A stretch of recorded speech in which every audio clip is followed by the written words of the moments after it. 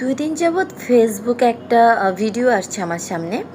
সেটা হচ্ছে মেয়েটা 2 বিষয়ে ফেল করেছে। আর তার মা খুব সুন্দর করে বলছে, "আলহামদুলিল্লাহ আমার মেয়ে 2 বিষয়ে ফেল করেছে।" ভাই, এরকম মা কোথায় পাওয়া যায়? মানে এখনও যখন পরীক্ষা দিই আমার মা বলে, "কি পরীক্ষা দিবি? তুই তো কিছুই পড়স নাই।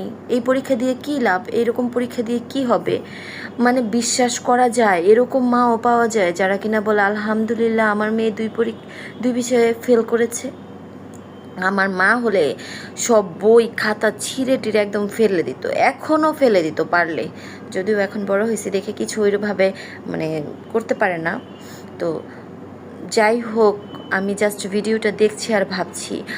আর ওই মেয়েটা পরীক্ষা টরীক্ষা শেষ দিয়ে ফেলেছে, এখন সে বলে 2 বিষয়ে ফেল করেছি ম্যাথমেটিক্যাল।